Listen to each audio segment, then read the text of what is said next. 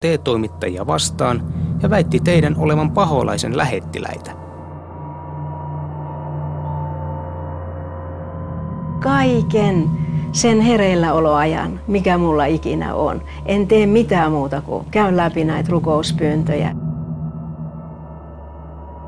Tarjosimme Pirkko Jalovaaralle mahdollisuutta kommentoida tässä ohjelmassa esitettyjä arvioita. Nämä molemmat sekä psykologin että dekaanin kommentit osoittaa, että ikään kuin he ei ollenkaan tunne, mitä täällä Raamatussa on sisältönä. Täällä Raamatussa kerrotaan monilaisista erilaisista sairauksista, jotka on demonien aiheuttamia ja ne on hyvin sellaisia tuttuja sairauksia. Demonien vaikutus, se on aivan jotain muuta kuin, että se olisi ikään kuin tavallinen sairaus, jota psykologia alkaa esimerkiksi terapialla käsitellä. Tällainen ihminen ei voi parantua, jossa on demoni, koska ilman sitä, että se demoni ajetaan pois, ihminen ei ole terve. Ymmärrättekö te, että te olette hyvin vahvassa ristiriidassa nyt evankelis-luterilaisen kirkon opin kanssa? En, koska eikö tämä Raamattu ole juuri se pohja? Siinä ohjelmassa, missä oltiin Kallion kirkossa, mitä te olitte kuvaamassa, siellä alttarilla kävi noin 100 riivattua ihmistä. He itse kertoivat, heissä on tällaisia demoneja, he kuulee miten uhkailevia ääniä heidän päähänsä tulee, miten ne demonit vaikuttaa.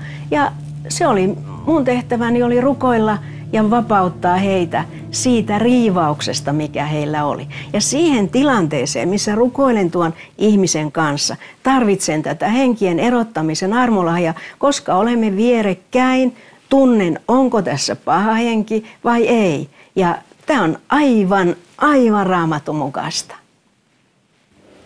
Siis maallisempi selityshän tälle on, että sinne tulee ihmisiä, joilla on psyykkisiä ongelmia, jotka tarvitsisivat maallisen terapeutin tai lääkärin apua. Se, mikä tapahtuu psykologian kautta, se ei ulotu lähellekään sitä, miten paholainen on vaikuttanut näihin ihmisiin. Demonit on valmiita keskustelemaan vaikka loputtomiin tämän terapeutin kanssa, koska demonit puhuu näiden ihmisten kautta. Ja pitää ymmärtää, että on todella jostakin aivan muusta kysymys kuin siitä, että psykologia voisi mitenkään auttaa heitä. Voinko mä kysyä, että minkälaista yhteistyötä te olette tässä vuosien saatossa tehnyt evankelis-luterilaisen kirkon kanssa?